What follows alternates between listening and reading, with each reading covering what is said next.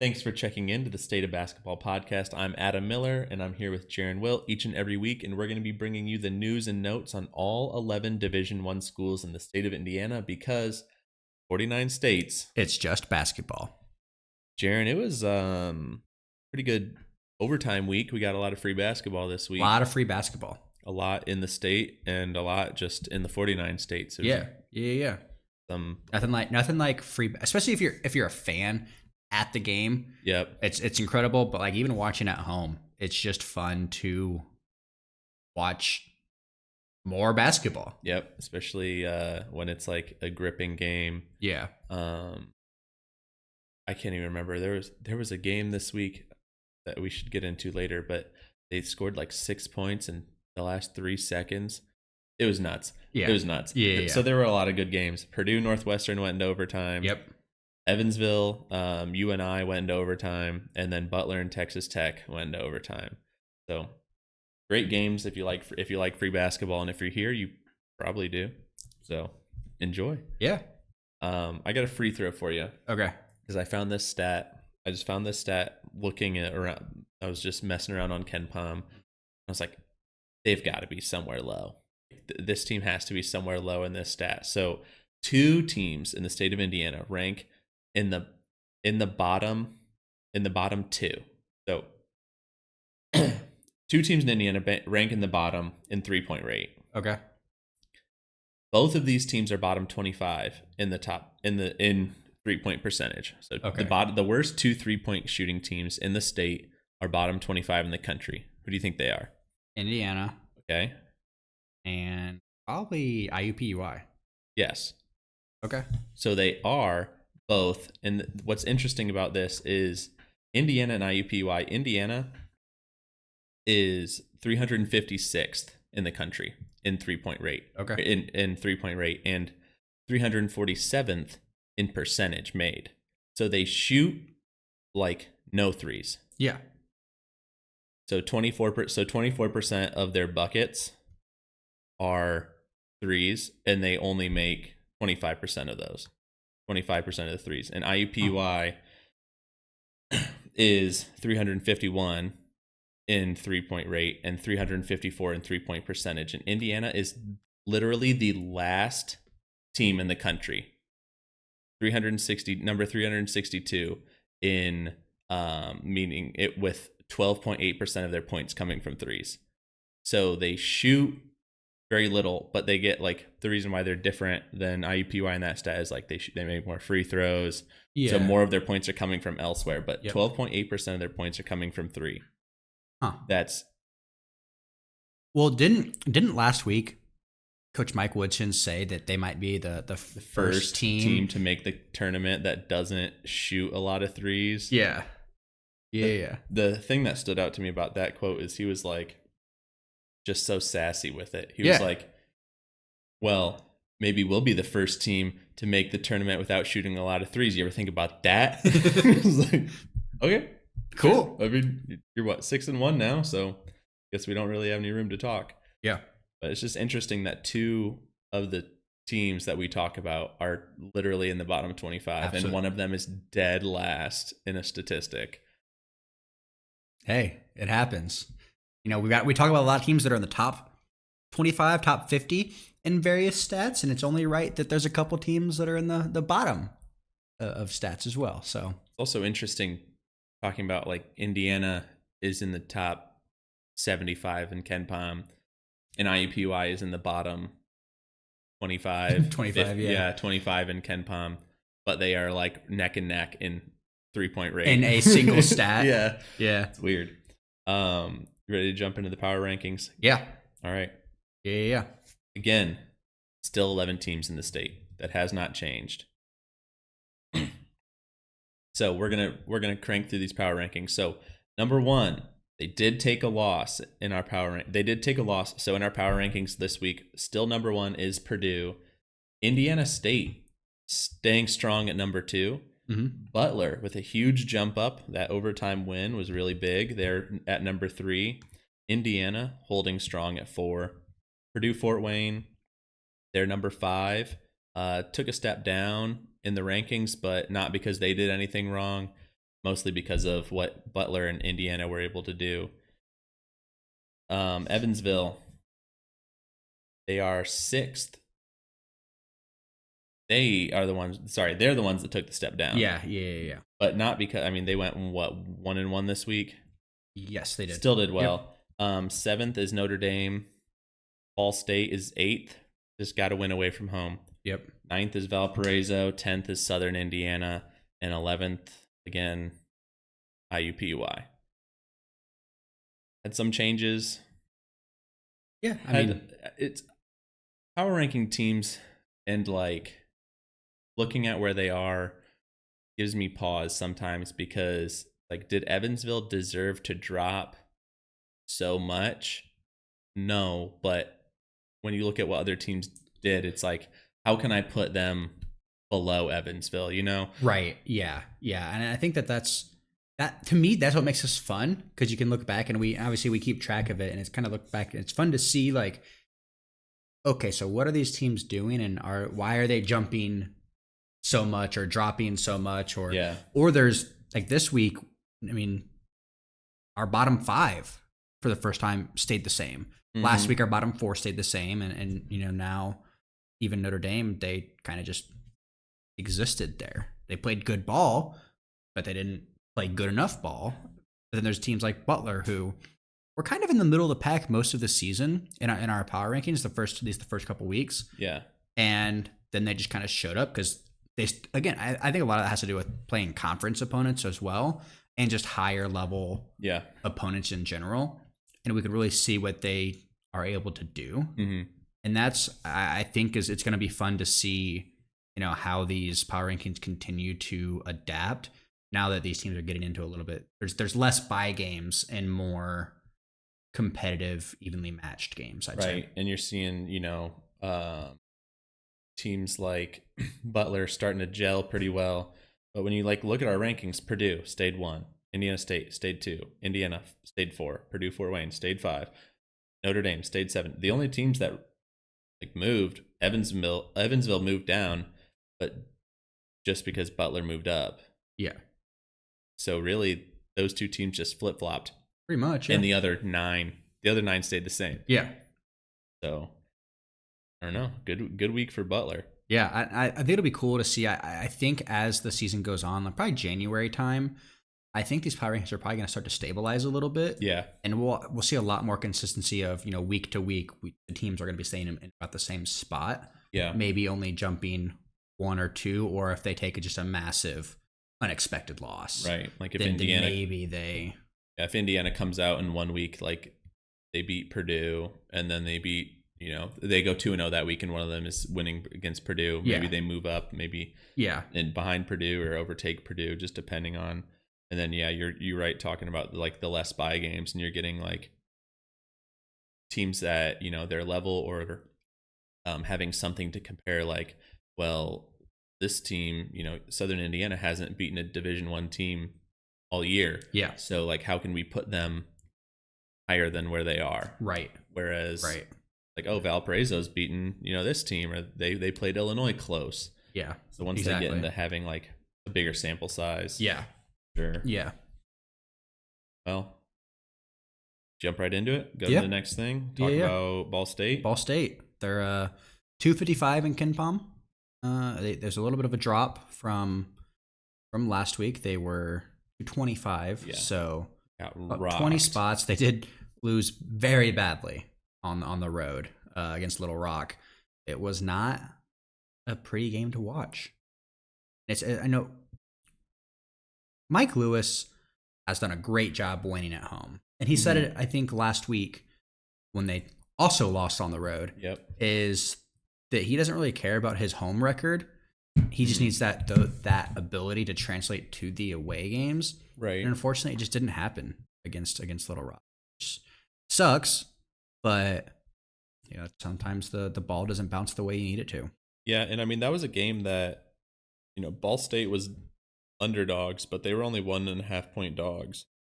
So it should have been close. And the fact that they got beat by 26? Is that how the math adds up? They lost by 26.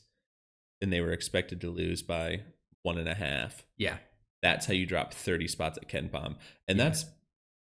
that's even including like where they jumped up after beating Bellarmine by 9. Yeah, true. So they probably dropped down even lower, but we just didn't update the power rankings or the rankings that we had on them.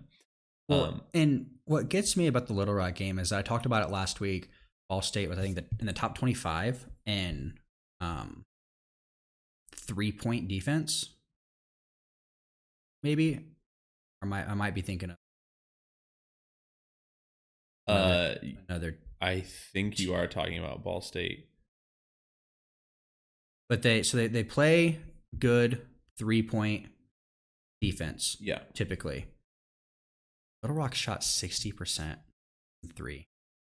And Ball State shot, what, 20%? Something like that, yeah. Not great. It was bad. Well, so, Little Rock, the biggest shock to me was Little Rock didn't have 2 starters. Yeah. 2 of their starters were out. Davion Bailey was out for Ball State, but Little Rock was literally without 2 of their starters. And they destroy you by 26 points. It just was bad for basically everyone but Jihad. Yeah, I mean, Jihad, he had 25 points. It was a career high. Yep. 21 of those points came in the first half. Yeah. So Little Rock adjusted. Yeah, mind you, of those 21 points, Ball State had 32 total in the first half. So once you make that adjustment, learn, okay, he's the guy. Let's guard him a little bit better or a little bit differently. Mm-hmm. And it just didn't do anything. It was interesting. I mean, he led Ball State to it early, 4-0. Yeah, like I watched. They went up 4-0. And then they went up 6-3 because he scored the first 6 points for Ball State. And then Little Rock just kind of ran away with the rest of the half. He disappeared in the second half. It was surprising because, I mean, you could tell that they were fired up and that they came into halftime motivated to not give up anything to Ball State. Yep. And, I mean, they were down 20 at half. Yeah. And so you look at that and you're like, well, Jihad had 21 and you're still down 20. That's bad. And they just literally couldn't be stopped, basically, the whole game. I mean, Ball State they had 4 people who had more than 2 points. Yeah. Of those 4, one of them had 5. So and then you had Pearson and Jalen Anderson. Pearson had 14, Jalen Anderson had 12, but everyone else was just not there. And the thing that is also surprising for Ball State is, what have we been talking about with Ball State all year? Defense. Yeah. Just didn't come. They just left it. They left it on the bus. Yeah, something. It was not great, but they turned it around against Bellarmine. They played at home. It's important to note it was they won. They're now 6-0 at home, which is only the second time since 2000 that they've started the season 6-0 at home in back-to-back years. So last season they started 6-0. This season started 6-0. Hasn't happened since 2000. Which is pretty cool. I just think, I mean, that's great, but I think that you should expect for your non-conference, you should not lose at home in your non-conference. Yeah. Especially when you're like a higher mid-major. Like when you're playing in the MAC, you're getting by teams. You're getting by games. You're having small teams come in. You're beating up on them. So that should be the expectation for Ball State going forward, is to absolutely never lose at home. I think that Ball State went through a lot of bad basketball over the years. And so I think they're finally now getting to that point where, they're setting these cool little records, if you can call that a record, or they're doing positive things on the court. Yeah. And it's finally like, okay, this is actually what they should be doing. And I think that's a good little, part about what Mike Lewis is able to do. Is he's able to bring them to where they at least should be, and should be able, is going to get them past that. Yeah. But I mean, against Bellarmine, I'm actually excited for them to get that win, because Bellarmine had some very narrow losses against some pretty good teams. They barely lost to Kansas State, Louisville, West Virginia, played closely against all three of those teams. Yeah. And going into Muncie and Ball State winning, and I think it's a good way to turn around that horrendous loss against Little Rock. Yeah. Bellarmine, I mean, they're not a team that makes a ton of mistakes. They're really disciplined. If you've never watched Bellarmine before, you gotta if you didn't watch this Ball State Bellarmine game, please try and find a Bellarmine game because they play this super weird, basically like no dribble offense. Like the only time that someone's taking more than like 2 or 3 dribbles is when they're bringing it down the court, up the court, yeah. or if they're doing the very rare drive to the basket. Yeah. Other than that, it's you just see people passing around the perimeter and passing inside. A lot of off-ball movement, a lot of passing. Yeah, it's just all backdoor cuts, all off-ball screens, and you just like it's weird seeing the ball just stay in someone's hands for that long. Yep. But then they're just like, boom, they hit somebody, and then they scored, and you're like, where did that even come from? It's just so it's so jarring to see when you're not used to it. Yep. But it's such an interesting thing to watch. I think it's fun. I think it just like breaks up the game and it makes you look at it in a little bit of a different way. That's why college basketball is so great, is because you can have a team like Bellarmine playing like that. Yep. Whereas like, the NBA, everyone's playing The very same. similar. You only have They're 20 shooting- seconds to work, 20 seconds and they're shooting 83s a game. Yeah. Yeah. Jihad had a double-double. Second career double-double, which is And- cool. And he had foul trouble, so he went out in the first half. Yep. It's like it was just like he was doubling the post, and he just swiped at the ball, like dumb mistake. Yeah. Yeah. So Yeah. He came out, but then got that double-double, had 19 and 11. 3 fouls though. So I mean, he got his first 2 in the first 10 minutes. Settled in and You might need to play him more when he's got some 2 fouls. He came back in at the end of the first half, but yeah. Yeah. I don't know. I mean, I think they're going to need to, just because their bench just seems so unreliable. They're not getting much production from them. Yeah. What I was most excited about during that game is Ben Hendricks. Talked about him last week. He said he got his first start of the season. He set his career high in points last week against Arkansas Pine Bluff with 10. He already has broken that he was point great threshold. in this game. He had 11 against Bellarmine, so that's pretty great to see him really kind of come in alive. The 3-point defense locked back in against Bellarmine. Yeah. Bellarmine were held to 3 from 16 from 3. Ball State went 7 for 17, so a couple more shots from there. And they went 16 of 18 from the line. Yeah. Huge. So shot well from the line, shot pretty decently from 3, and were able to pull off a win after getting absolutely rolled. Yeah, and I think it's nice to see that they were probably affected by that loss, because they came out and they went out, they were up like 14-4 immediately. Mm-hmm. And they jumped out to that 10-point lead, and then the lead just like hovered between like 7 and 12. Basically, the rest of the game they got it up to like 15. I mean, Bellarmine at one point. they trailed the entire game. Yeah, I mean, Bellarmine couldn't close that gap, and it's Ball State played a lot better, and I feel like they just did not want to get behind, because that's what they had. Like, they got up 4-0 in the game at Little Rock, and then they just got absolutely punched in the mouth, and they just couldn't ever adjust. Yep. It was nice to see them bounce back and be able to take a team, and lead the whole way. Yeah, for sure. Let's talk about Butler. Free basketball. One of our free basketball. Free basketball. And they only played one game this week. Yep, Texas Tech. So they got their work in, even though they only played one game. They still got their conditioning in, playing some little bit extra. But Texas Tech lately has just been like, you had Chris Beard there, and they were great, and then he leaves, and they're great with Mark Adams for 1 year, and then his next year they just are absolutely horrible. Last year, and then I think they made an amazing hire. I think Grant McCaslin's gonna be amazing. yeah, He beat Purdue in the NCAA tournament with North Texas.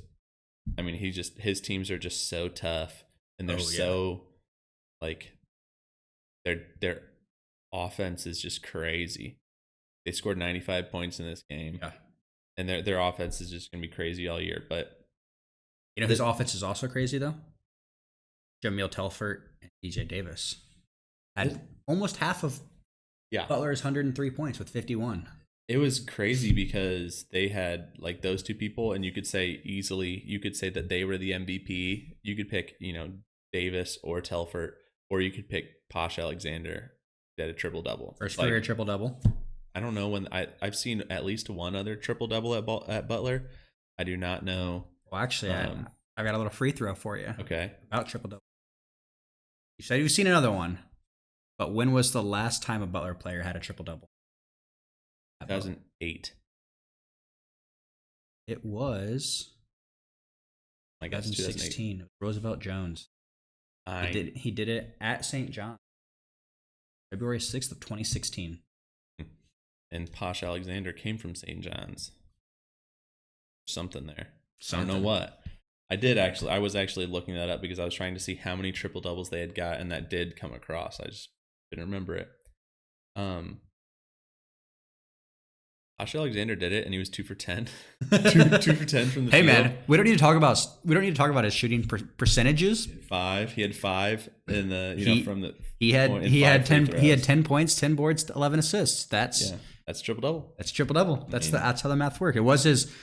He did match his career high in boards with 10, so that's pretty cool that he also is hitting his peaks right there. I mean, when you're that close, you got to go for it. You got to find. Well, we were watching that game, and I was doing something else. But I had the game up while I was doing the other things, and as soon as he crashed the board to get, because the rebound was the last thing he needed. Yep, he was guarding the dude who pulled the three, and he didn't even try and look at him. He just sprinted. Shot, turned. Luckily, it was at the top of the key, so he could just turn and sprint straight through the paint.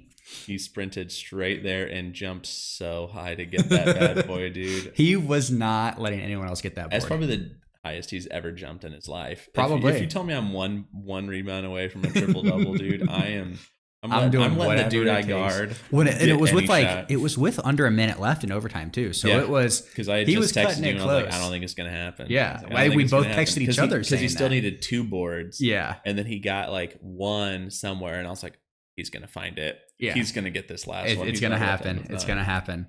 But so 13 turnovers for them. Yep. Which Texas Tech turned into 19 points. Not great. 13 turnovers into 19 points. Yep. Not great. And they only got 9 points off Texas Tech's turnovers, which is not how they want to play. Play more the other way. Yep. But yeah. They got it done. Andre Screen was huge for me. He went 7 of 8 and had some good minutes in overtime. He's been kind of up and down, so it's nice to see him. Well, both of their centers in general, both Jalen Thomas and Andre Screen, have been kind of hit or miss. One of them shows up, the other one doesn't, and I think it's like inverted, which maybe isn't a bad thing that they aren't both showing up on the same night. Yeah, just let somebody run. Whoever's having the day, let them go. Yeah. But I saw a quote from Thad after the game, and I thought it was really interesting. I'm gonna read it off for you, but he says that was a high level college basketball game, especially for November 30th. Fortunately, we were able to get out with a win. We got down 6 or 7 points there in the second half, but our guys showed a lot of resiliency. They never wavered in the huddles. That's a big win for our program, and our crowd was great tonight. Hinkle was rocking. And it was. Hinkle was crazy. I love the Butler student section. I've always had a high affinity for them because it's not the biggest student section in terms of just size. Yeah. But you couldn't tell because they've got a section on both ends of the court on the baseline, and it's always packed. Yeah. It's always full and nice and tight in there. Because it's nice and tight. They're close to the court. Mm-hmm. They're right there, and it's for as small of a section, like might be 300 people in their student section compared to some schools might have 1,000. But I'd put it up against any major student section just because of the way Hinkle's designed, and the passion that they have for the dogs. Placement has so much to do with it. Like when they wrap around the basket is great. Mm-hmm. When they're super close, that's just so much more valuable. The closer you are, just spread them out low. Yep. Whereas like Indiana is just like a section and it just goes up. Yeah. And it's like, you're not hearing the people at the very back row. Yeah. I mean, you might hear them, Yeah, but it's not the same impact. It could be better, which is crazy. Yeah. Yeah. Play of the game for me. I don't remember who threw the pass. It wasn't Posh. It might have been Davis. They throw this like lob pass right into the middle of the lane for Jalen Thomas, and he has two defenders on him, and he somehow just grabs this and just whips it right out to Telfort, and he just drains the three. I mean, just like I don't know how he got the pass, and two, just ice cold. Yeah. Well, and that three is what they put him up to. Yep. And really what helped them get into overtime, because they needed that. Texas Tech turned around and they had a runner to the basket to score normal regular free throw or layup, send them to overtime. But what I was happiest about, I think, was Davis. He shot incredible from the line in general. He was 10 for 10 from the free throw line, 8 in overtime. So down the stretch. He hit him down the stretch, and he hit him when it mattered. And basketball in the state of Indiana, free throws are us, right? Like that's part of just the game. And the fact that he was able to hit those and help ice the game, I think was very impactful. Again, he netted 25 points overall. So, yeah, I mean, everyone gave what they needed. I think Posh didn't he get his 10th board and still need 2 points, or it was like he got them right close because he got his 2 points from the free throw line, and then a couple plays later, a couple possessions later, he got his point. He got his rebound. It's got to happen. Yeah. He was he. So I think I texted you or you texted me about him going to the free throw line and him needing to make both his shots, and he did. Props to him, man. He iced those things. Like, just beautiful. When I remember after he hit it, I think DJ Davis was at the line shooting free throws, but the camera wasn't even looking at him as he was shooting. It was just zoomed in on Posh, dapping up all of the other players that were on the court, because none of them were on the blocks for the free throw. They were all just in their defense, getting on the other side, half the court, ready for defense.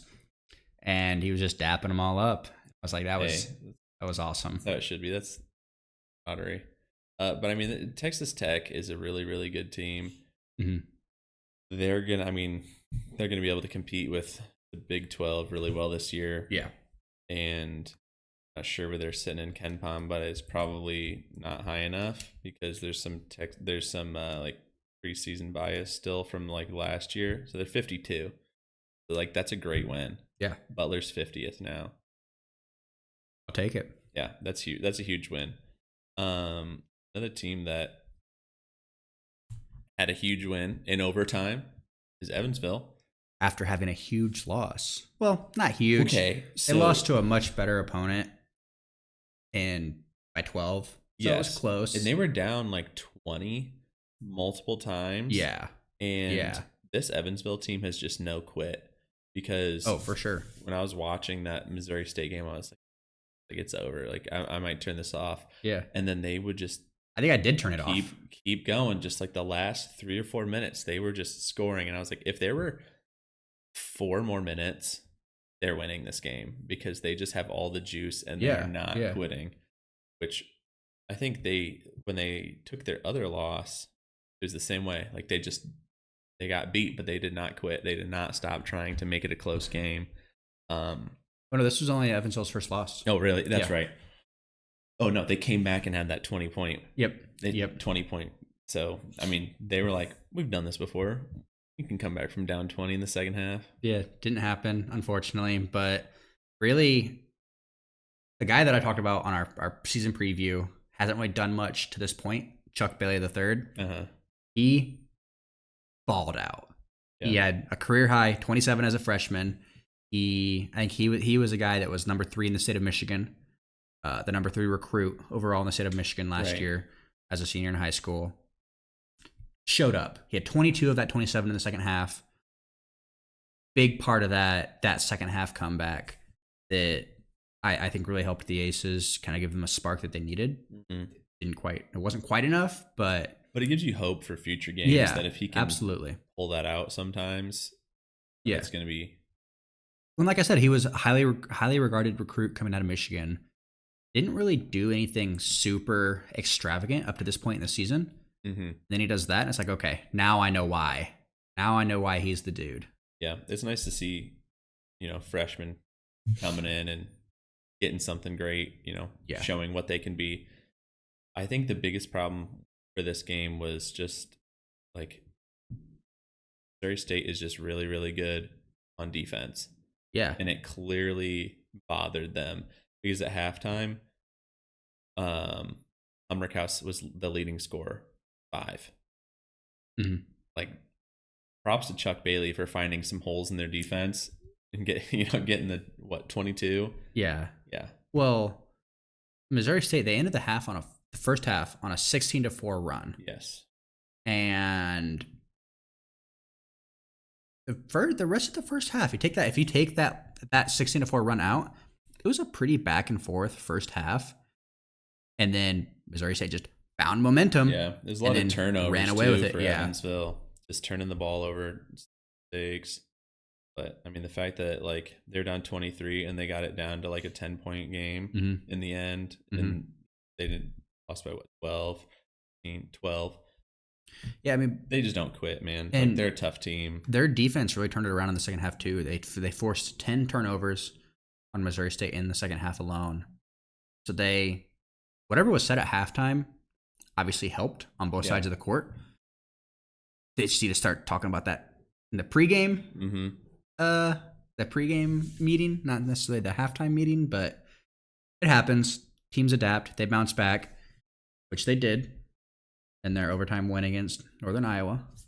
And so they lost at Missouri State. Yep, correct? Lost at Missouri State. I mean, it's a tough road game. Yeah.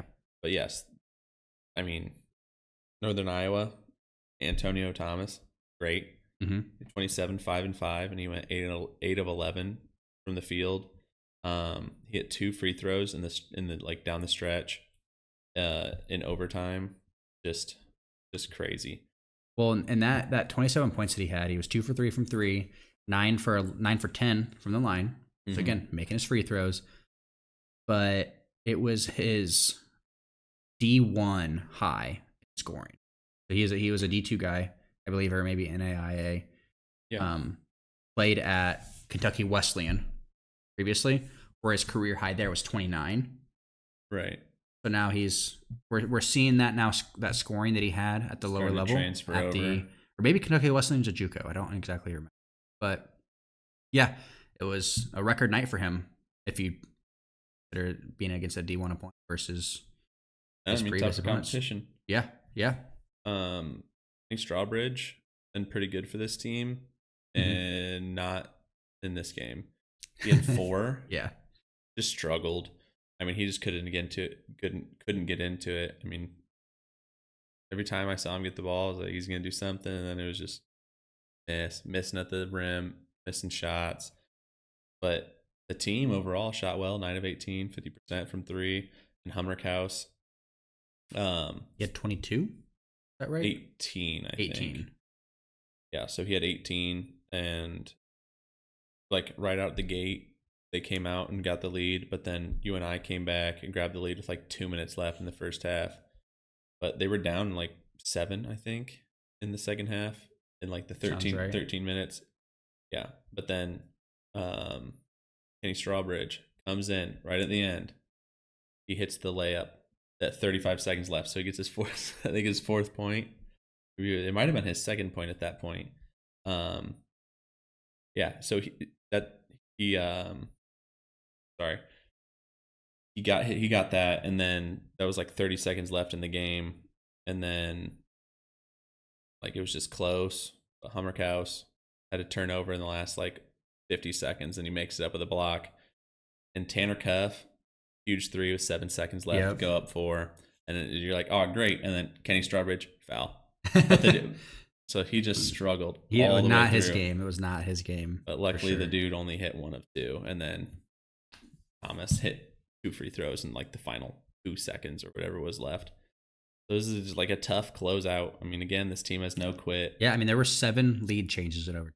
That's a lot. And it was just back and forth. Yeah. Just back and forth scoring. Yeah. And one team would get a point, and then they'd turn it over and give it right back. And it was just both teams were converting, or both teams were like not converting, like back to back. Yeah. But I mean, the team is just tough. Well, I mean, even Coach Ragland acknowledged that, and I've got another quote from him after the game. Is so Ben Jacobson, who's the UNI head coach. Yeah. Ragland says Ben Jacobson is the standard for them in the Missouri Valley Conference. It doesn't matter what year it is; they play the same quality basketball. Our guys kept fighting, clawing, did whatever they could to come out on top. I'm proud of the group. That's awesome. But even I was like we've been saying, they just scratched and clawed and did whatever it took to pull out the win.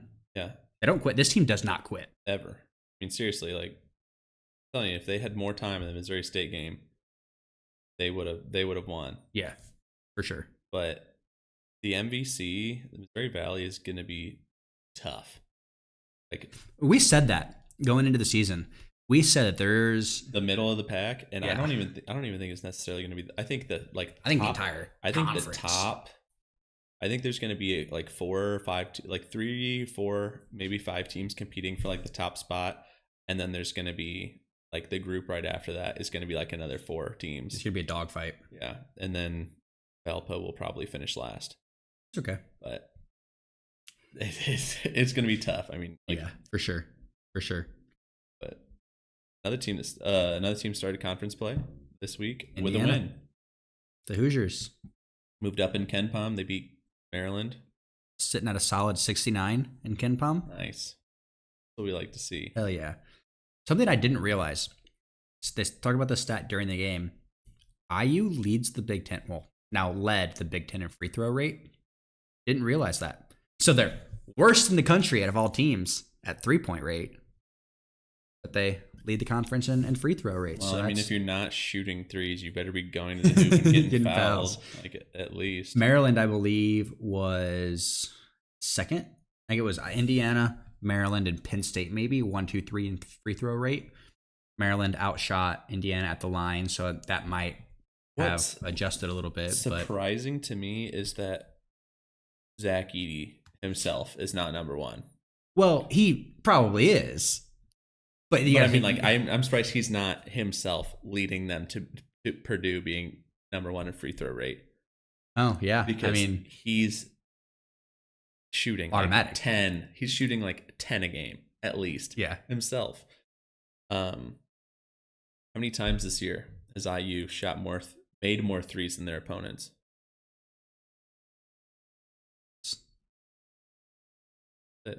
Maryland was 14th in 3-point percentage, and IU was 13th, and they made 1 more. Well, they made 3. Maryland made 2 threes. And something a takeaway I had from that game is, it's literally written verbatim. I'm curious how different the game would have looked if 3-point shooting was a factor on. No. Because they both don't work it into their offense because they know they can't. I don't know. I feel like it would be the same. I mean, if they were, I'm just thinking, since Indiana just cannot guard the 3 well at all, and if Maryland was just any form of proficient at shooting threes. Yeah, but this almost worked out for Indiana in that way. Yeah. They got to play exactly how they wanted. Yeah, and I would say the Indiana team looks so much better. Yeah. Than they did even last week. Each game, they're just progressing, and I'm curious. In my head, this is the way I look at it. They suck at shooting threes, right? But their defense has been terrible all around. Going into this week, the last couple of weeks, their defense has not been super great. So they're probably spending a lot of time in practice getting their defense fine-tuned and maybe spending less time hitting shots. So hopefully, they gotta play defense against somebody in practice. One of the teams is on offense. That's true. Half the team's on offense. But yeah, it'll be interesting to see, like, once their defense starts clicking a little bit more, if they're 3-point shooting it, and it did this game. They made 3. They went 33%, which is a good percentage. That's not bad. Again, they are 354th or something in the country in Yeah. in 3-point rate. Maybe they'll start taking more. Maybe they'll start hitting more. We'll see. Like, Doesn't matter. They're winning. Yeah, I mean, a win's a win, but and it was a double-digit win, 12, 12 points. Yep. Over Maryland, who was supposed to be third in the Big Ten. They were projected. the pretty. I know projections don't really matter because it's just a guess. Yeah. But still, that's nice. A 12-point win when you didn't have your starting point guard and Purdue was in foul trouble. In the first half. Speaking of X being out, a lot of people on the interwebs were saying that Indiana's better without him. I disagree. I disagree too. I think that it's an awful take, but a lot of people were saying that, and I was sitting next to my dad as saw a lot of it on the internet. Was also at my sister's watching the game with a couple other people, and someone there said the same thing, that he's glad that Cups is starting, which I agree. I want to see Cups starting the game, but not at the cost of X being out of the game. And I was like, I disagree that it's that Cups should start over X in a general sense, just because X is just what he brings to the team. Yeah, is just incredible. He's just I was actually listening to Miller Kopp was on the assembly call this week, and Miller Kopp was their guest on their post game show, and he was talking about how, like, when he heard X was out, that he knew that meant that they had practiced all week knowing that he was not playing, which meant that they were ready, to play that way. And you can see that in the way that Trey Galloway played. Yep. Because he was pushing the pace, he was getting it going, he was getting downhill, and he was making up for X being out. I mean, Gabe Cups didn't play great because he was just getting switched. Like, Maryland was trying to just get what's his name? Their point guard from Maryland, Jameer Young. They were just switching Cups onto Jameer Young, and then he would just cook him. Yeah. So Indiana adjusted in the second half and didn't switch that matchup. But I mean, a 12-point win without your starting point guard and Purdue barely playing in the first half is great. 3 for 9 from 3.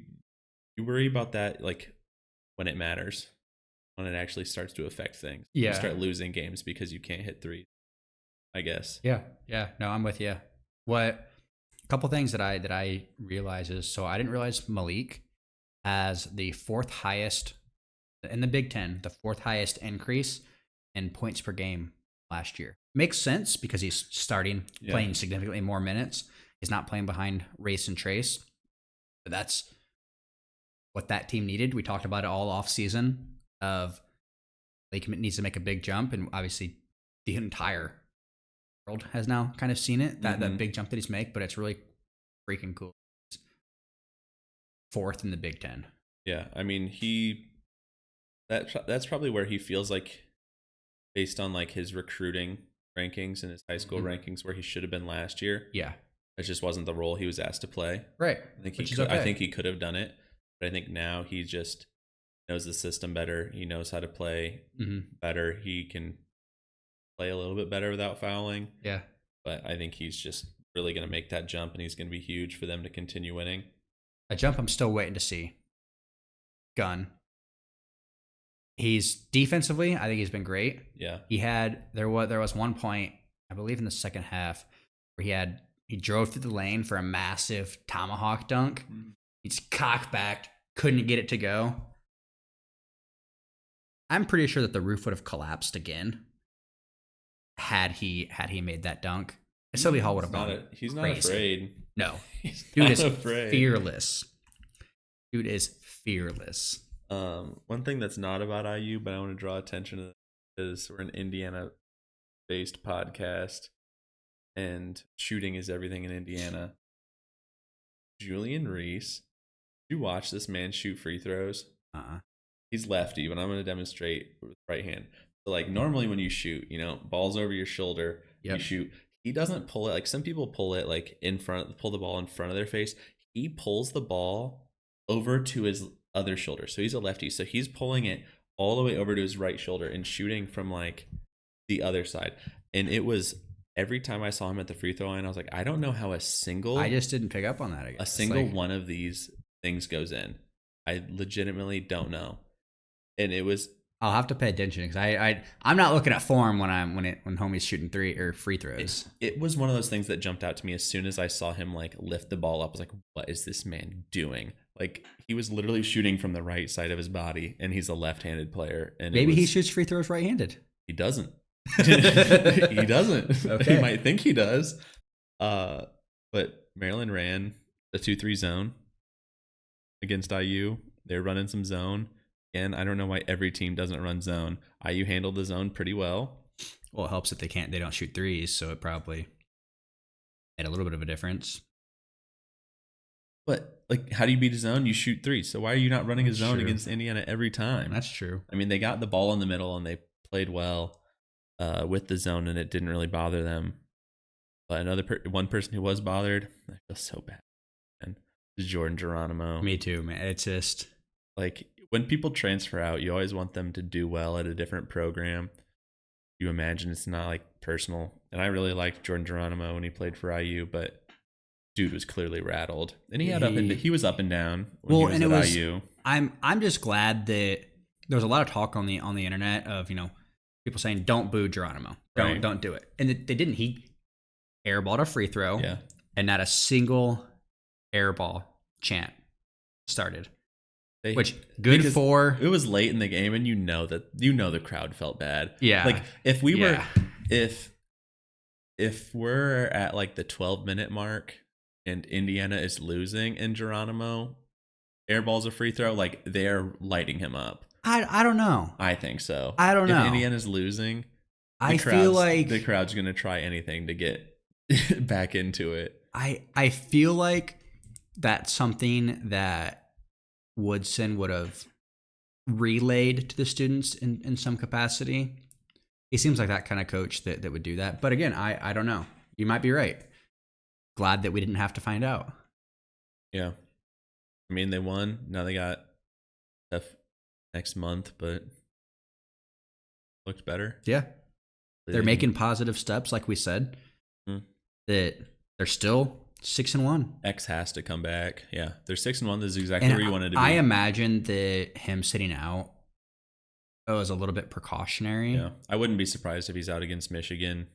I wouldn't be surprised if he even misses Auburn, because you got to have the guy for Kansas. Yeah, I think that that's where their heads are at. That's where my head would be at. I mean, lose now. Like, even if he has to sit out for Kansas, wait until he is healthy. Yeah, for sure. Because look at what happened last year. Is just like, he just couldn't come back, and you would much rather have him for March than hurt him more now and lose him and for the rest of the year. Yeah, exactly. Let's talk about Indiana State. The Sycamores were great this week. Yep, 2-0. Picked up a win against the Salukis of Southern Illinois and Bradley. Yeah. Big win over Bradley. Big win because Bradley was picked to win the conference. Yep. Yeah. And Bradley, in its last 26 home games, 25-1. Did not realize that. Indiana State goes in and wins at Bradley. So they're top of the MVC right now. Mm-hmm. Home win and an away win is huge. Yep. And I think they might have been dogs in the Bradley game. I believe they were. So, I mean, that's huge. But going in, I mean, this team is just tough. They can score. They were 5-point dogs. Okay. So I put in, like, after the game against Southern Illinois, they were one spot behind Bradley and KenPom. So, like, after they played Southern Illinois, they were neck and neck with Bradley, and then they go in and beat them at home. Nice. Swope was leading the conference and made threes with 22 and steals. And then after the game, I think he's still leading the conference. Like, the next guy had 18 maybe, and he had 26 after this game. Yeah, so Swope had against Bradley. And I still do want to talk about the Southern Illinois game a little bit, but against Bradley, he had 4 threes, which is the 3rd straight game he's had 4 threes, and the 6th game out of the 8 they've played this season, 4 or more. So he can shoot, man. Can shoot.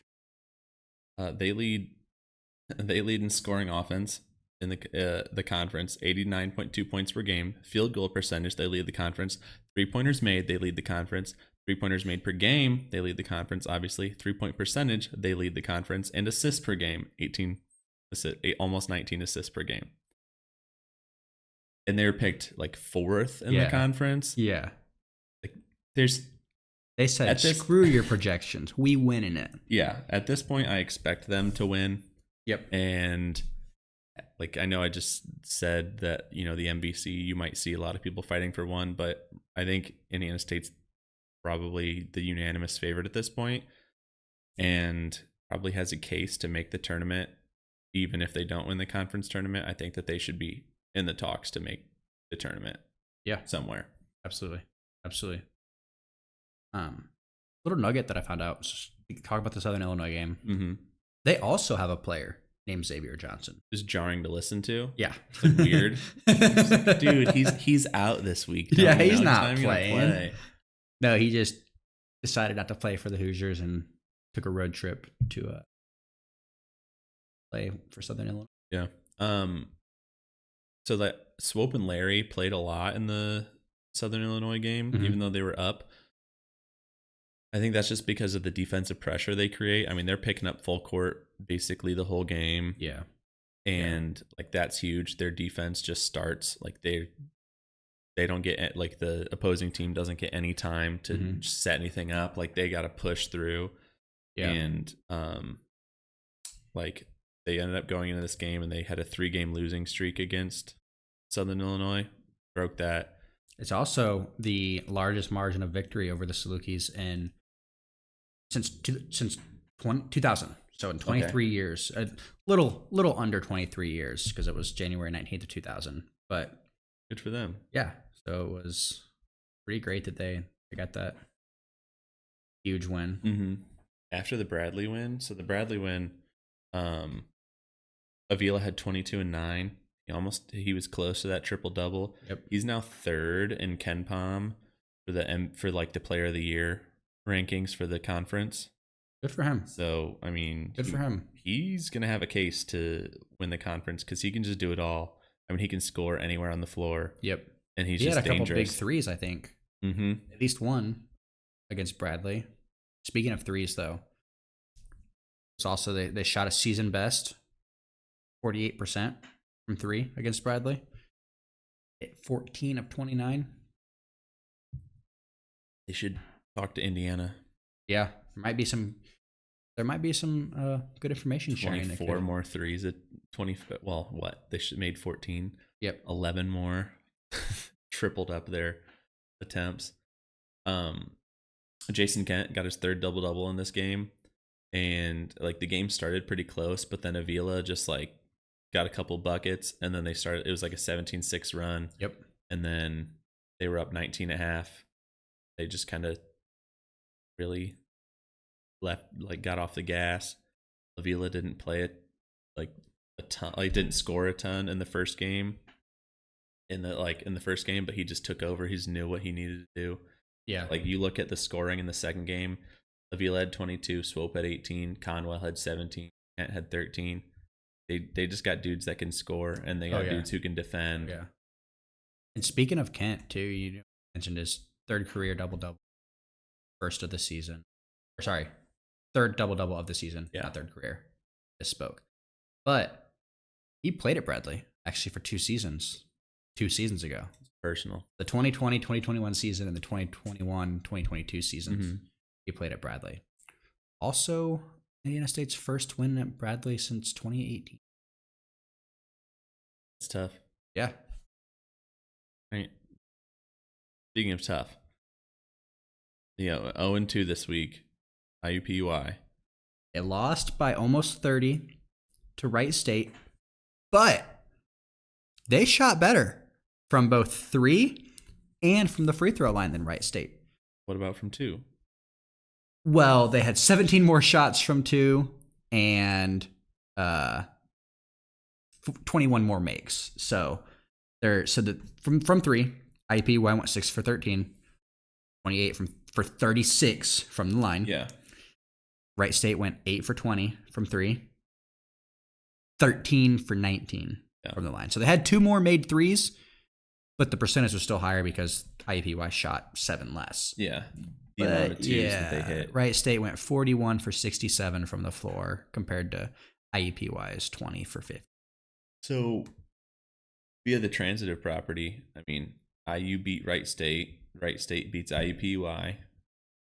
I mean, you don't even need to look at the power rankings to know that, Indiana is better than IUPUI. Indiana is better than IUPUI. And I also think you could just watch an Indiana game against any given opponent and then watch an IUPUI. Yeah. But anyways. Tanner Holton, for Wright State, had a really good game against IU and had a really good game here. He had 26.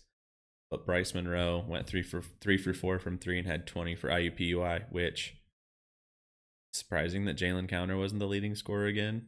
Yeah. Usually just pencil him in. I was expecting to see that, and then I looked at the box score and realized that he wasn't. I was like, okay. And Jalen Counter had 9 shots this game, 17 on 9 shots, which just seems like an insanely low number of field goal attempts for him. Yeah. I feel like normally he's pulling up like 15, 16 times at least. I'm thinking like 20. Yeah. So, yeah. I don't know, man. I mean, 17 more. They made Wright State made 17 more shots. IUPUI did shoot well from 3, like you said. Yeah. 6 of 13. Just didn't really matter when they're giving up 60 points in the paint to Wright State. Yeah. And only scoring 24 in the paint. It was like an 8-minute stretch in the first half where they just got outscored by 10, and then it was like, 6-point game. Oh nope, 16. Okay, and then they just ran away with it. Well, I mean, Wright State had 23 points off of 13 IUPUI turnovers. It's almost perfect. It's almost perfect. That math is pretty close compared to IUPUI, who had 8 points off turnovers of 8. So it was 8 points off of Wright State's 8 turnovers. That's quite literally the almost exact opposite. Yeah. It's hard to win when you give up 60 points. Yeah. Like if you score 60 points in the second half, better be winning the game. So it was tough. Northern Kentucky game, 22 turnovers. The turnovers are tough. Yeah. Northern Kentucky had 12. Almost double the amount of turnovers. 19, and they turned 22 of those turnovers into 19 fast break points. Yep. And IUP only had 9 assists in that game, which got me looking up this question: where do they rank in assist rate? Bad. Where? It's an interesting number. Where do you think they rank? 1 to 362. 347. They are 360th.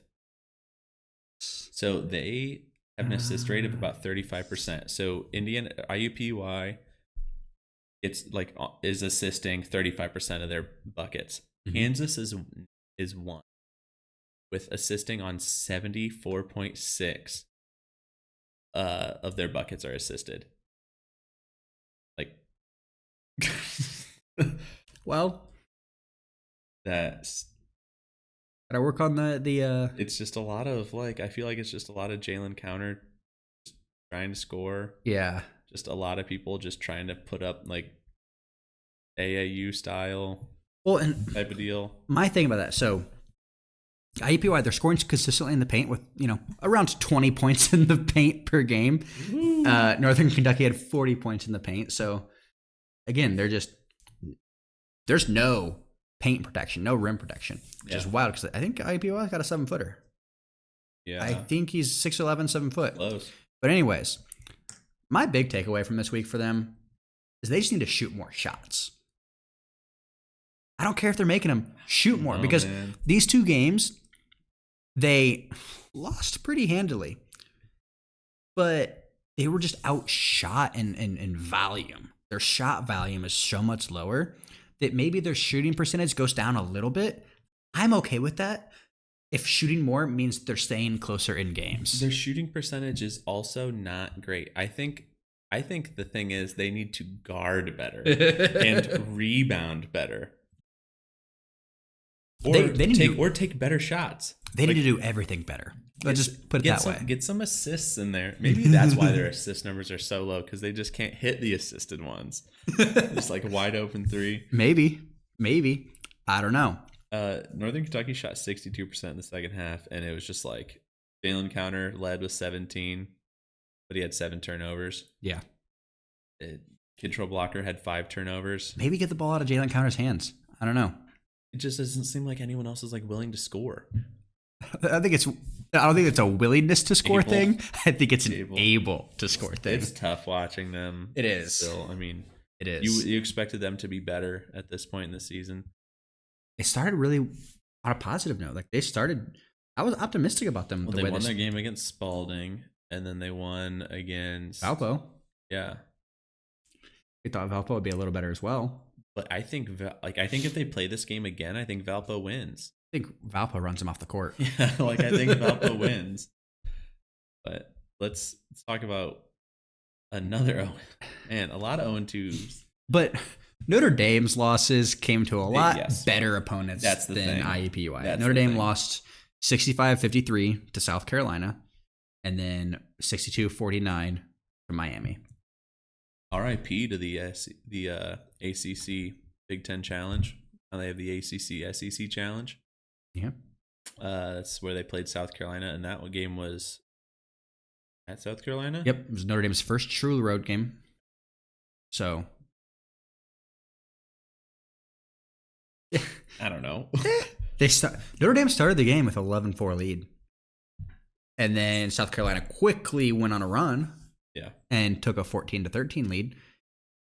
And then outscored Notre Dame 13-1. 7 minutes left in the first half. So the thing in both of these games is Burton struggled. Yeah. Marcus Burton was not great this week. I think a lot of that has to do with he's obviously an undersized guard. Mm-hmm. He's a freshman. I think that he's going to struggle against bigger opponents. And we've seen that this week especially. And even last week we saw there was times where it was like, okay, how is this going to work out? Just because he attacks the rim. Yeah. He's a mid-range jump shot specialist. And you can't really do that when you've got 4 people over 6'6" and you're 5'11". Yeah. It's kind of expected. Yeah. But it just stinks because of like how well he's been able to score. But I think that's just an opportunity for him to, and he to me seems like the kind of guy that he's going to figure out a way to score. And he'll go into practice and he'll work with Micah. And Micah's obviously a basketball genius. They're going to find ways to adapt and turn the effectiveness of Marcus Burton around, especially against these bigger opponents, I think. 13 minutes and 1 second into the game, South Carolina, it's their first basket. Yeah. And that team won. Like, that's their first basket, and then 3 minutes later they took the lead. So Notre Dame just went old. Yeah, they just this week in general. They I guess last week in general, they couldn't throw the ball in the ocean. No. Think about the Miami game. I'm going to kind of pivot to that for a second. They went 18 for 63. That's so many shot attempts, dude. That's so many. They were 6 for 32 from 3. Yeah, almost half of their shots, or over half of their shots were threes. But they only hit 6 of them. Well, I was optimistic in that Miami game because Braden came off the bench. He hit 2 threes in the first 6 minutes of the game. He looked hot. Then he went 0 for 9 the rest of the game. Yeah. It was just... It's like, what is with Notre Dame in the first several minutes of the game? They're like, we got this. And then they don't hit a shot for the rest of the game. It's baffling to me. It's like in middle school when you like have to run a mile and there's that one kid that takes off in a full sprint. Yeah. Like, he's not lasting. He's not going to finish this at that pace. I'll see you walking on lap 3. Yep. But I mean, my basic summary for this was defense bad, offense good. You mean? Or defense good, I offense bad. I was like, wait a No. minute. Defense good, like we're offense watching bad. completely different games. So that's the Because case. they held Miami to 62, which is 42 less than their average. Yep. Which is nice. And they jumped out to a 12-7 lead, but then Miami just got a 7-0 run.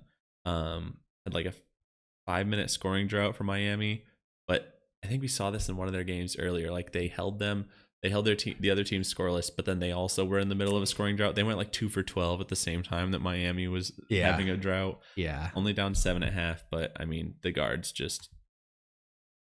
and what's his name, Norchad Omir. I don't know, they just that's it. Yeah. Yep. I mean, it was a Final Four team. I will say last year. it was kind of funny I think in the first half of the game, Micah Shrewsbury fist bumped Ted Valentine. I was just like, you don't often see a coach fist bumping a referee. I also don't really like Ted Valentine. TV Teddy? You don't like watching the refs? No. You tell me you don't do this thing for the refs. No. But that was just funny. It was just like they had a little conversation, and Micah is notorious. He always is having a conversation with the ref. Because whether he's trying to buy a little favor or understand what the heck is going on. Like, he's just that kind of guy. And it was just like, he reached out, fist bumped, and I was like, okay. They also maybe it'll turn the game in their favor. It didn't. Yeah, they had the unfortunate task of playing Miami after Miami got run off the court by Kentucky, though. Yeah. So that's just maybe bad timing. Yeah.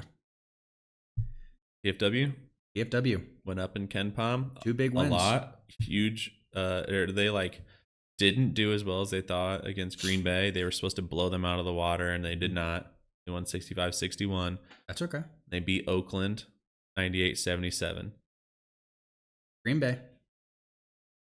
I do want to say, so PFW, they've never been 7-1 in their D1 history, which is about 2 decades of time. Yeah. But there's a little bit of a connection between Green Bay and Fort Wayne. They played it at the Memorial Coliseum in Fort Wayne.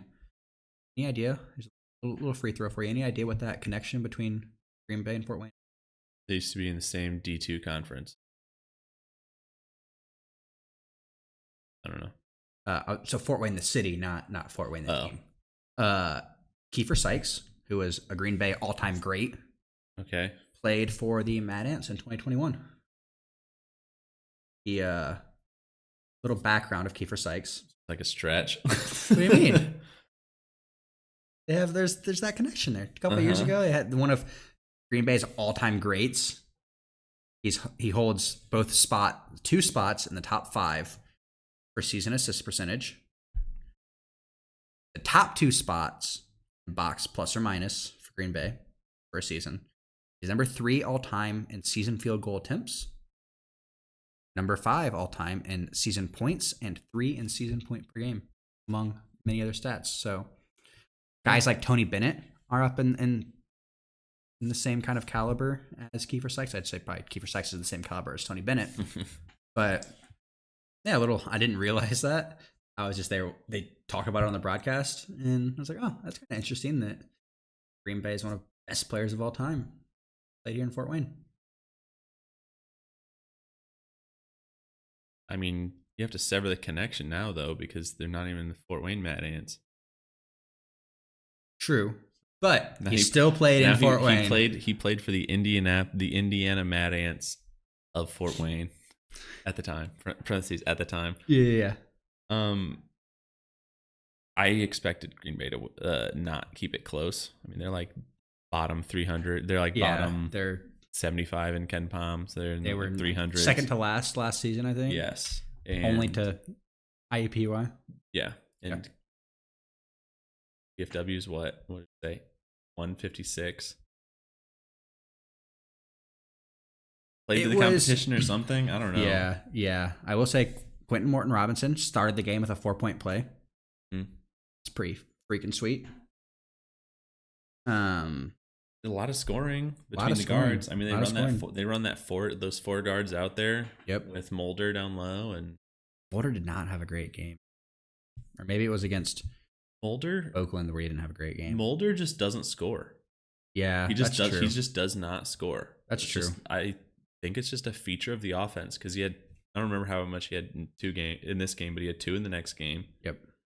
Doesn't score. He does the dirty work. He gets the boards. He sets those screens. He tries to set everybody up, but just down there fighting the good fight on the block. Fighting the good fight. Yeah. He doesn't score. It's not even like he doesn't make them. He doesn't take them. Yeah. Doesn't need to. I mean, doesn't need to. It works. But Jalen Jackson had 19, Max Nelson had 17, Anthony Roberts had 14, and Bello had 10. Well, Max Nelson came off the bench and he had 3 threes in the first 6 minutes. Finished the game 3 of 4. So he just. And he finished the game with more than that. But he had threes. In the first 6 minutes he was 3 for 4. And he was really the only one who was hitting them in this game. Yeah. I also didn't realize this. PFW is the 34th fastest in terms of game pace in the country, which makes sense. We've been saying they play fast. Yeah. I didn't realize that they were that highly ranked.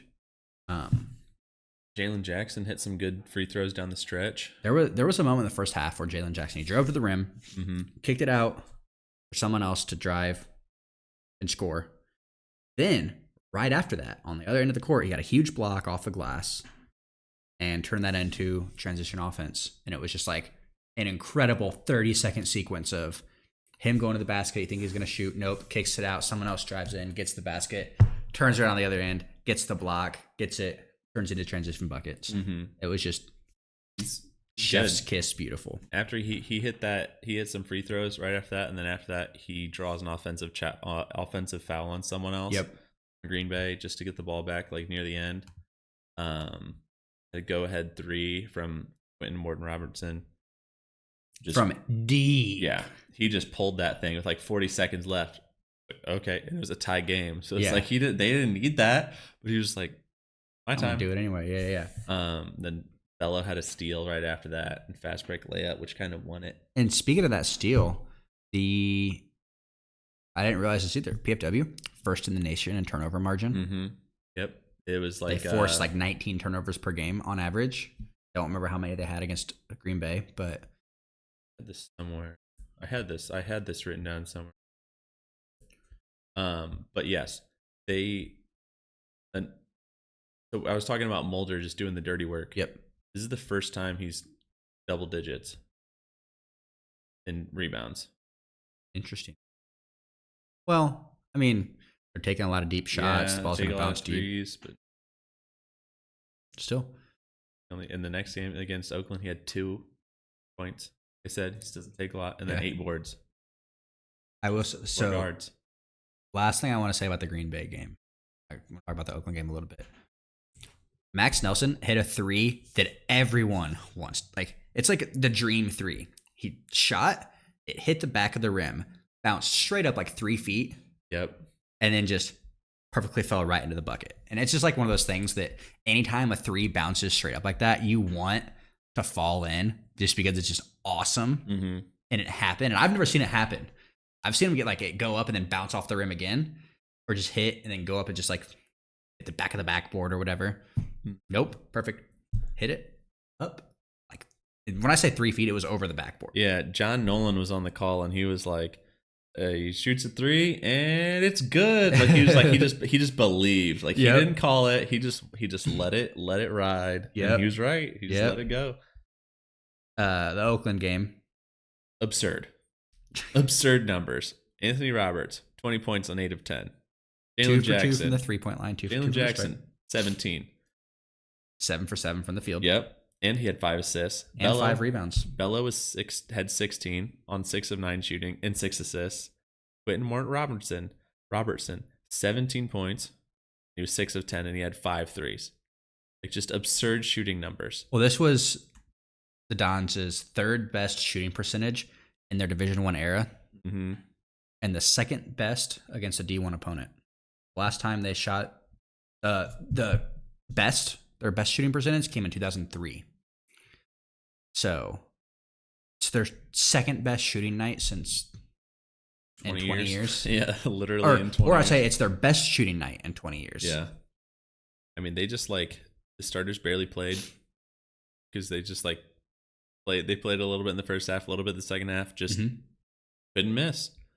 I mean, anything they wanted. They went on a 22-2 run in the second half. I mean, it was just like the score. What they win by? They won by almost. They won by 21. It was not a 21-point game. No, no. It felt way bigger than 21. I mean, they just absolutely waxed them, just start to finish. Yeah, I mean, did you say they shot 17 for 26 from 3? Which is also a record-setting night because it was their best ever 3-point percentage in their Division I era when shooting 20 or more shots. Impressive.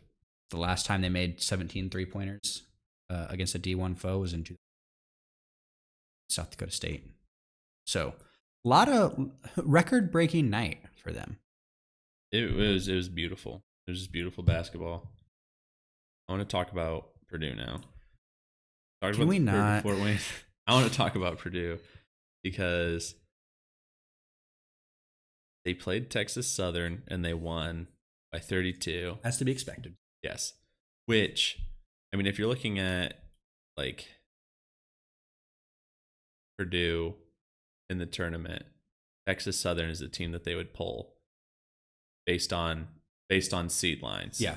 Like Purdue, probably on pace to be a 1 seed, maybe a 2. Maybe at this point, Purdue probably wants a 2 seed because the number 1 by their names is cursed. Yeah.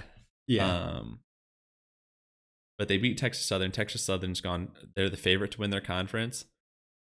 And they made the last 3 NCAA tournaments. So this is the team that, like, we're talking like FDU, we're talking St. Peter's. Like, this is the type of team. Yeah. But they handled them just fine. Well, the lights aren't on. Purdue, Texas Southern's first home game of the season. When? Probably like January. No, close. December 21st. So they don't even see their home floor. They're just in bye game. Hey, that's which is why they were 0-7 after the Purdue game.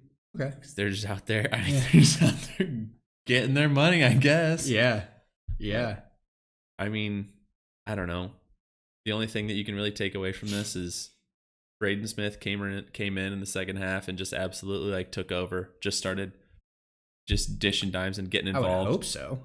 Like it wasn't a close game, but they could have let Texas Southern hang in there, and Braden Smith was just like, not today, and just came in and had 9 rebounds, 10 assists, and like 19 points. Yeah. And did you see that the crowd was chanting for Braden to come back in the end? Yes. And he faked like he was going to check in. Everyone thought it was so funny, and Matt Painter just looked so confused. I didn't think it was funny. I thought it was pretty funny. Saw all the videos and I was like, I thought it's funny. You got to play with the crowd, man. I mean, yeah, I guess. It's pretty good. But I did like that Matt Painter was talking about like why didn't he put Braden, or why didn't he leave Braden in or put him back in to get the triple-double, because it's historic. Yeah. And he was basically saying like that he respects their coach and he respects Texas Southern too much. And he was like, I wouldn't do that to anyone because I just respect other people too much. Yeah. And that's like disrespectful to do that. And if he gets it, awesome. But what if he gets hurt? How stupid do you look? Right. If you put this dude in when he didn't have to be in, if he gets hurt, and now you look like the biggest idiot on earth. And I was like, good. Like, thank you for saying that, because I agree with it. I think that's he did the right thing and he's right, but he's gonna get a triple double. He's gonna do it. I think it has to be this year. I think it has to like 2023 this season. I think it has to be before conference play. I don't think it happens in conference play. I think it could. I don't think so. I just don't. You tell me he's not gonna go play Penn State and he's just gonna play 34 minutes. He's just not playing enough. He's just not playing enough minutes. Maybe. Maybe. You might be right. I mean, all he's got to have him throw the full court pass down to 80. There's an assist. There's an assist right there. Yeah. I watched this whole Northwestern. I watched most of the first half, and I watched the entire end of the Northwestern game, the whole second half, whole overtime. Edie had 35 and 14. Boyer and Smith had 29 like combined. But the game was over as soon as Lance Jones went out. Because like Bowie hadn't scored in like over 10 minutes. Lance Jones goes out, and what do? They give the ball to Bowie. They give the ball to Bowie, and then they get the switch so that Lawyer's covering Bowie, and then he just cooked him. Yeah. Every time down the floor. Yeah. So they didn't have Lance Jones to cover Bowie, and it was like, well, it's safe to say that Bowie won the he won the point guard matchup. He did. what do we called that on Twitter? Yeah. Battle of the guards. And Bowie won. I mean, Braden Smith and Fletcher Lawyer were good. It's just they were getting cooked. Well. Bowie he's just so good. Yeah. Yeah. He will probably be and probably should be first team Big Ten. Yep. I don't think there's much debate for it. Purdue, you just don't want to be like, you don't want to be number one anymore. Don't do it. Yeah. Like, don't do it. No. Well, they had their guards, when the bright lights are on, they just don't show up. I don't think that it was their problem. I think Lawyer was getting cooked by Bowie, but I don't think that this game was lost on the guards. Yeah, I mean, because what did Caleb First do? What did Trey Kaufman-Renn do? Don't even mention Trey Kaufman-Renn hasn't done anything this season. What did Ethan Morton do? What did what's the other guy? What did Mason Gillis? What did Mason Gillis do? Their guards are their best players. Like, outside of Edie, their guards have to show up. I know. And if their guards don't show up, they don't win. I've been saying it for months. Lance Jones had but their guards did show up. Their guards had 29 points. Combined? Yeah. That's not... And how many other people on their team combined for 29? How many people on their team do you have to add their scores up to get 29? Everyone but Edie? Edie had 35 and 14. Yeah. I mean, well, Edie is putting up absurd numbers. It's stupid how much he's scoring. And just getting boards. Again, we said it at the beginning of the season, but I think to get the best Purdue team, Edie needs to be scoring, having worse numbers than last year. Yeah. Because all that means is that the rest of the team is doing something. Well, and my thing is just like, Northwestern turned the ball over 3 times. Yeah. Purdue turned it over 4 times in overtime.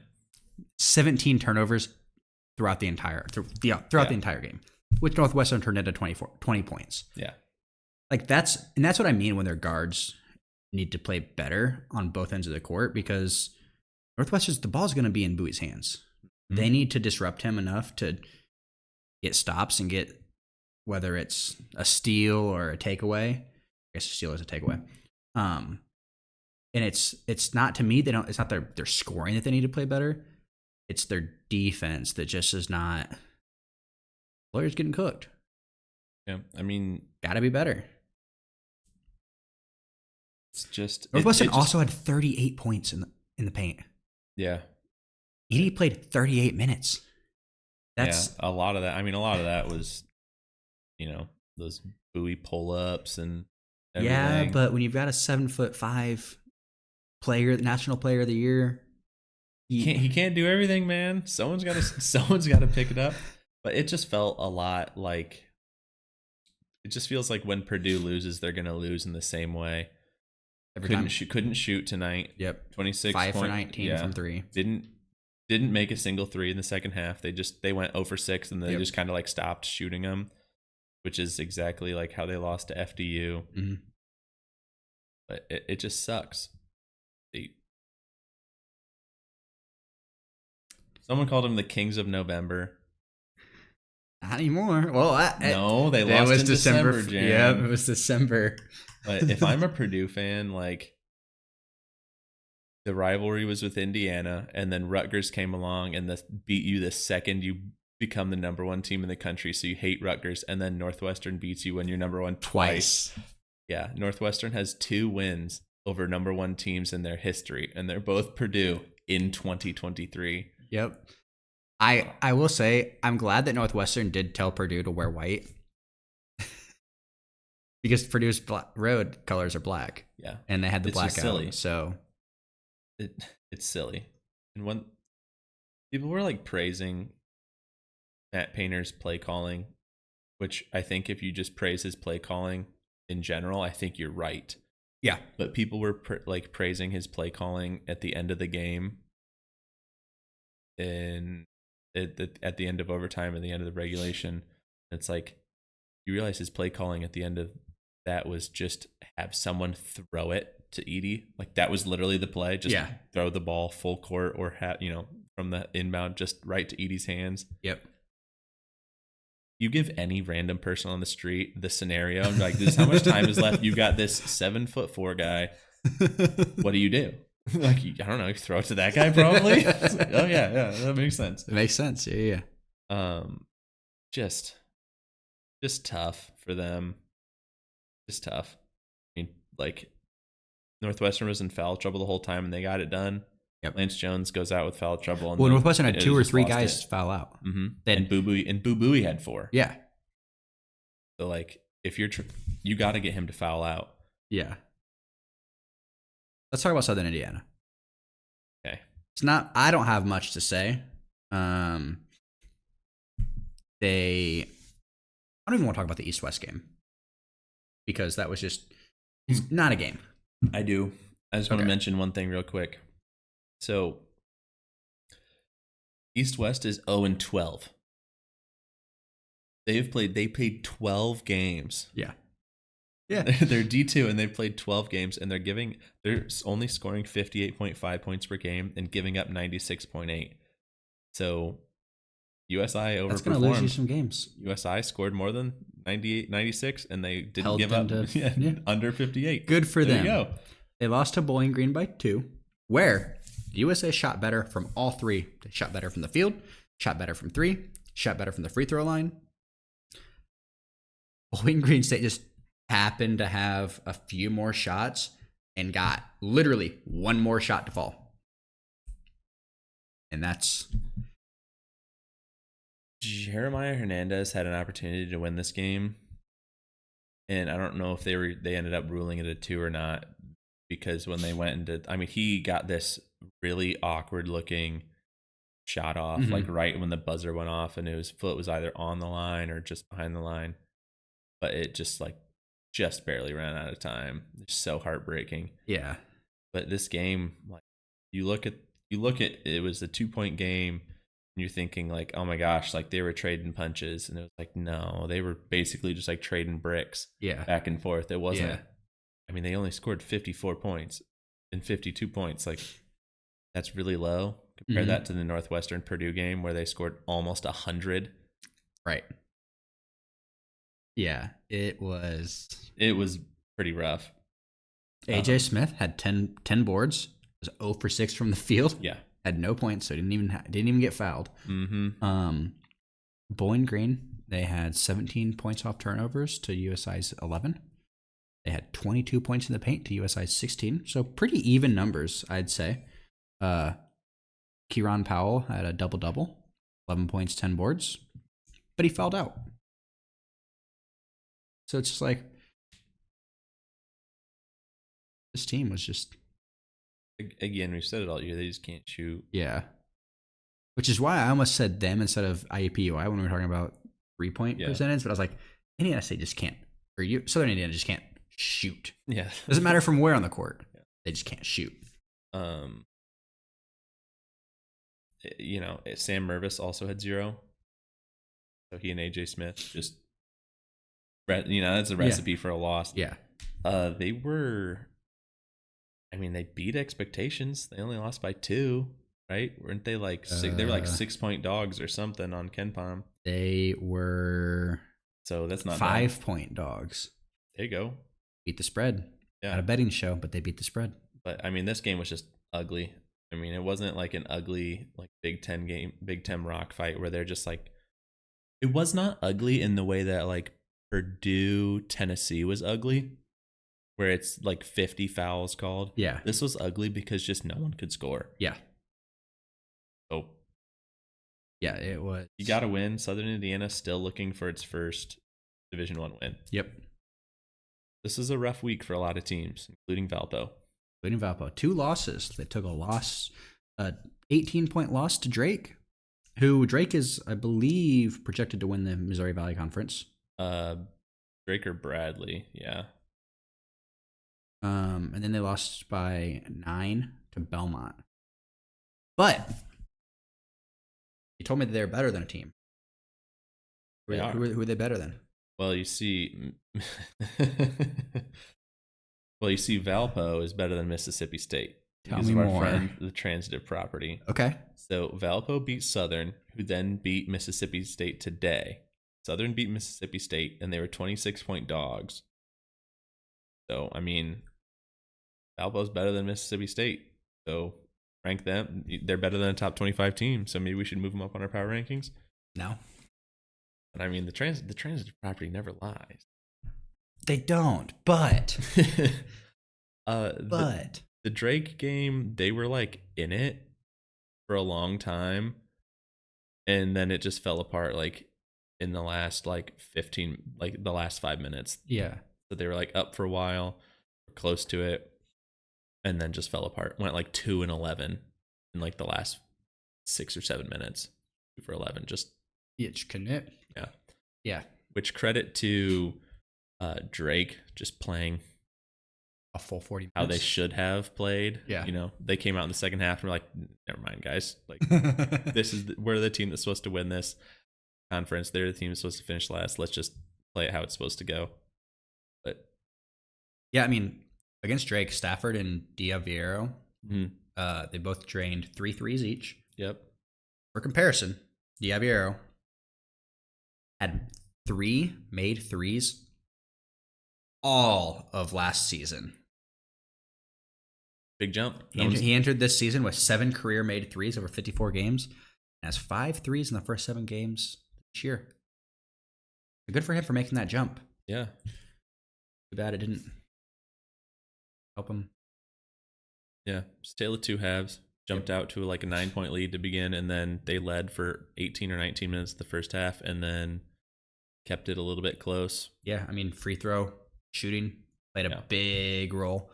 Valpo went 8 for 17, which is 7% from the free throw line. Drake went 19 for 26, which is 73%. So not only shot twice as many,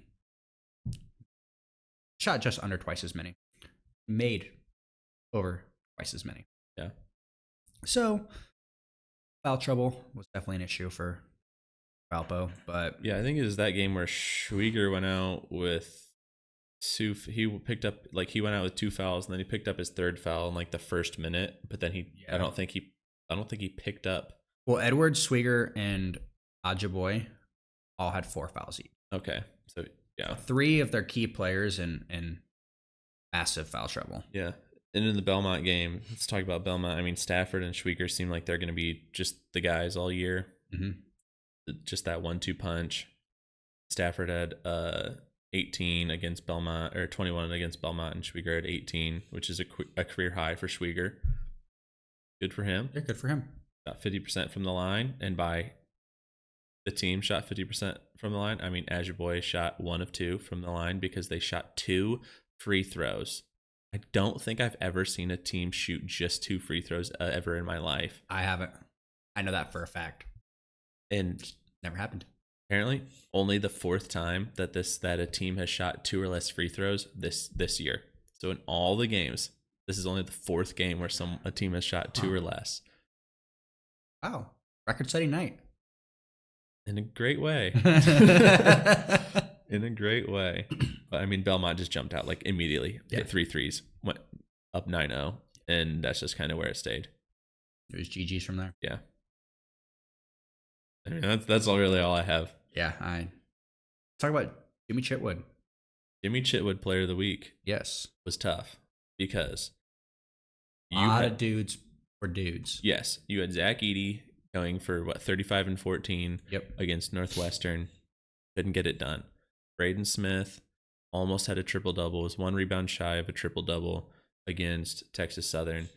Ja Telfort had a great game in Butler's win. 27, 28 points. 7, I think. But our Jimmy Chitwood Player of the Week is Posh Alexander. You gotta respect the triple double it clears every overtime win against Texas Tech. 10 points, 11 assists, 10 rebounds, and 3 steals. And the dude was just great. As soon as he got that like 9th rebound, we knew it was going to happen. We saw him crash the boards harder than I've ever seen anyone crash the boards. Jump higher than I've ever seen him jump. Yeah, jump like Michael Jordan and like Space Jam, just up there. Grabs that rebound, and I literally was like, "Let's go!" I stood up and yelled. Yeah, Audrey was like, 100%. "What?" And I was like, Alexander just got his triple double. What do you mean? Yeah. So I mean, good for him. Jimmy Chitwood Player of the Week, triple double in the books in the state of Indiana. Let's go. All right. Games to be aware of. We have a busy Saturday. Of games. Very busy Saturday. Pretty busy Tuesday. Yeah. Pretty busy Wednesday. Saturday's not as busy as this last Saturday. We had 8 games. Friday. No, Saturday. Yeah, there are 7 games Saturday? Yes, and which includes an in-state matchup. You have an opportunity to make some noise, Southern Indiana. You're looking for your first Division I win. Yep. You have an opportunity against Purdue Fort Wayne, and you have an opportunity against Indiana State. Purdue Fort Wayne, surprisingly, only favored by 5. Did not realize that. That does surprise me. It's at Southern Indiana. Okay. But still, on the road. I mean, Fort Wayne's just been great this year. Playing good ball. Just don't. I'd like to see this. To me, I'd like to see it as an inverse from PFW against Green Bay, where the spread was high. Yeah. But they underperformed. I'd like to see that. I'd like to see the spread low and then be like 5 points. 25. Mm-hmm. So hopefully, they can pick something up there. But they're 19. They go. So after PFW and Southern Indiana play, Southern Indiana has to then go into play at Indiana State, and they're 19-point dogs, which seems appropriate. That seems appropriate. I agree with that. What else do we have? We have Big Ten play continuing. Purdue looking to bounce back against Iowa, which could be a tricky game with. I don't know. I don't know what a Murray-less Iowa looks like. Yeah, it's a Fran McCaffrey Iowa. A black and gold team will win. A black and yellow team will win for sure. Indiana continues Big Ten play against Michigan. 6-point dogs there, which seems reasonable. Yeah, but I think Michigan's been playing real well. They were like surprisingly good and then bad, and they just lost. They just lost to Oregon with a buzzer. Yeah, Oregon just beat them on a buzzer beater 3. Yep. And so you never know. They lost to Texas Tech as well. Yeah. They've lost pretty handily to Texas Tech, by the way. Mm-hmm. A game I want to talk about is Ball State at Detroit Mercy. Because what does Detroit Mercy look like without Antoine Davis? Well, I don't know. I don't think they're great this year. They don't have a guy scoring 35 points a game. Yeah, they gotta get a win away from home. Yeah. I mean, they're a 2-point favorite, so they should win. Yeah, should win. But we've seen how they play on the road. Yeah, I mean, they were 1.5 point favorites or something, dogs to Little Rock. It was like a very close line, and they got absolutely destroyed. 2. They're actually 2-point dogs to Little Rock. Yeah. So Butler has an opportunity to get a good win against Cal at home. What else are you looking forward to, Jaren? I'd really like to see the Purdue Alabama game in Toronto, right? Yes, it's in Toronto. The Purdue is 5-point favorites. It's a neutral site, but Edie's going back home, so like, who knows? He's probably gonna. It's a home game for the guy who matters. Yeah. It's a home game for Purdue's offense, and then Indiana plays in Atlanta against Auburn. So Indiana's quasi-home game for Auburn. Yeah, Indiana's 7-point dogs. Funny how these neutral site games this week are neutral sites with air quotes around them because there's some kind of they're playing in Toronto because Edie's from Toronto. They're playing in Atlanta because that's the farthest that Pearl would travel to play Indiana. Right. Not at either home site. So I think those are going to be really interesting because they're going to be two tough opponents. Auburn's not super great. They're tough though. But they're tough. I think that game could really show us something a little bit more about Indiana, more than maybe a Michigan game would show us. For sure. So, and then Alabama is just good. They got to hit if Alabama's on. They shoot from three well. Which Alabama team are you getting is really what it comes down to. Yeah, and we talked about that a couple weeks ago when Indiana State played them. Mm-hmm. So right, Indiana State Southern Indiana played Alabama, and no, Indiana State played Alabama and they were in it in the first half and then they lost by like 20. Yeah, I'm thinking Southern Indiana played Duke. Yeah. But to be fair, Indiana State did play that game without Avila, so that's true. But excited to see those games. To see kind of how things in the state. Yeah. What about the other 49 states? A lot happened. What is going on with college basketball? I just don't think any team's like dominant, dude. Yeah. It was like, so I texted you about the North Carolina game where they were absolutely destroying Tennessee, and then Tennessee comes back and almost wins it, but it was 100-92. Yep. But UNC was up to 61-32 at half. A crazy game. Understand Villanova. I literally talked about Villanova last week, talking about like they were the truth. I was like, they had this really weird loss to St. Joe's. Yeah. And then it was like, oh, wait, no, they come back and they continue the Big Five and they lose to Drexel by 2. They lost to St. Joe's earlier, or they lost to Penn earlier. So they then lose to St. Joe's and Drexel this week. So they're 0-3 in the Big Five. And Drexel just got added to the Big Five. So Villanova is literally the first team ever to finish 6th in the Big Five. And this is Villanova, the team who should be winning the Big Five. Yeah.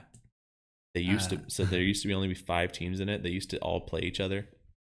So you'd play 4 games, against the other 4. Yep. They changed it now that there's 6 teams. And so Villanova should just feel lucky that they can't go 0-4 in the Big Five. They can only go 0-3. They only played 3 games. UNCW beat Kentucky. Goodness. The same UNCW team that lost to App State by 30. Yeah. Yeah. It is Kansas beat UConn. Yeah.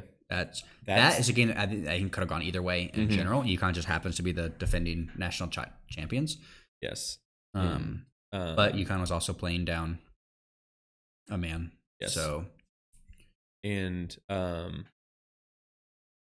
Marquette lost to Wisconsin, which is in-state rivalry game.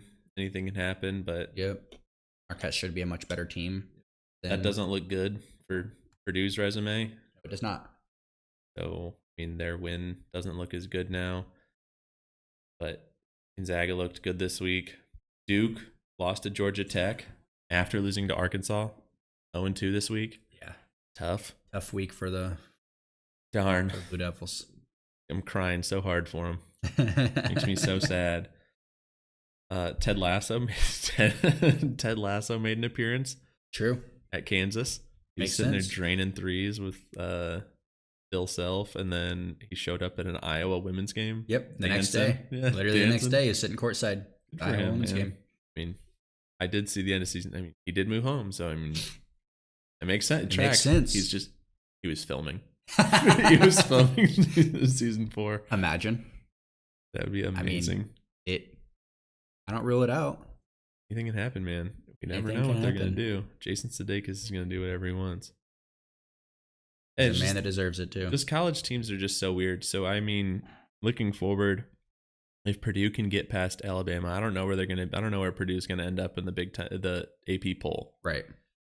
Arizona will be 1 next week. Mm-hmm. So if Arizona can hold, then you should have a top 5 matchup. Yeah. Between Purdue and Arizona. I just thought it was going to be like number 1 and number 2. It still could be. I don't know where Purdue's going to drop to. But especially because UConn lost.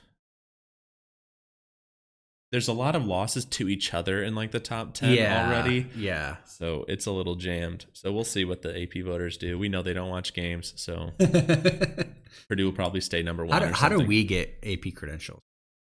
I want to know so bad. Just apply. Is that it? You just apply. Probably it's probably like rent control departments. You just got to like pass them down. It's got to be like passed down from somebody. Yeah. I'll see if I know anyone. No. But we'll get one someday. Yeah. I mean, if you're a listener, know someone. Let your boy know. Find the AP voters. Let me know. That's really all I got about 49 states. You have anything else this week?